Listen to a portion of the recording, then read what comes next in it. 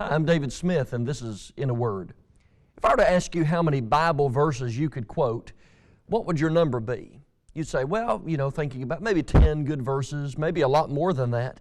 Among those you could quote, would John 3:16 be one of those verses? Almost everybody can quote John 3:16.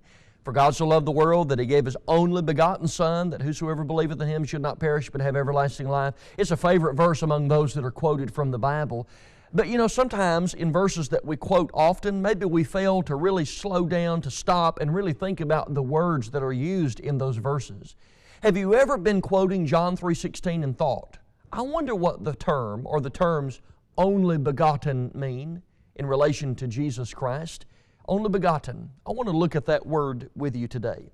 Now, in our popular translation, only begotten is the best translation that you could put in the text. I know some modern speech translations are moving away from the begettal part of that word, and then you get translations like the only Son, and that really creates a problem when you consider that other people can be sons of God. Only begotten is really the best sense of the term, but did you know in the original language it's just one term, and it's a compound word. The first of those words, mono, is the word that means one, only. It even carries the sense of unique. And then the second part of that, genes, is the word that means born. It is the word that means offspring. It carries the sense of a child. And when they are combined together, it has reference to the fact of the only begottenness of the person who's under consideration. And in the Bible, especially in the New Testament, we see this word being used. For example, in John 1:14, and the Word was made flesh, and dwelt among us, and we beheld His glory. The glory is of the only begotten of the Father, full of grace and truth. How about John 1:18?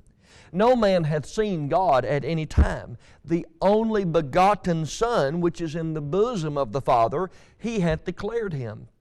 Now it's interesting because in both of those verses we are only exclusively talking about Jesus Christ.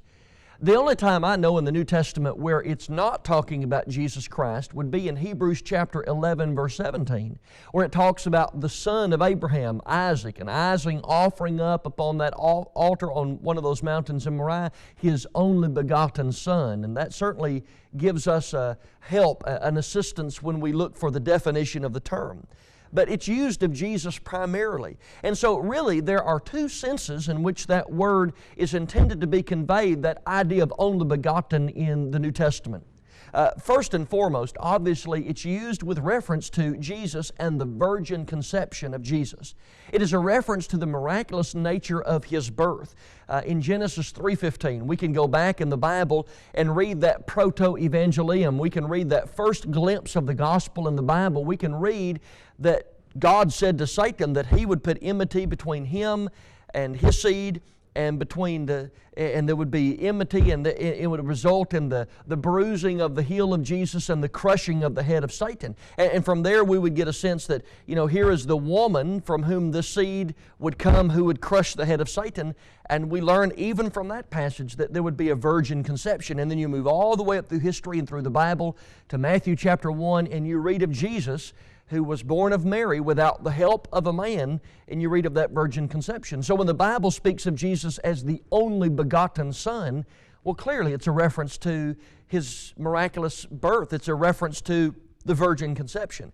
But there is another sense in which it's used too, since it refers to the uniqueness of the Son of God, that He is the unique Son of God. For example, Isaac was the unique son of Abraham in the sense that he was the son of promise. Well, in the same way, that uniqueness is applied to Jesus, and it also carries the sense of His divinity.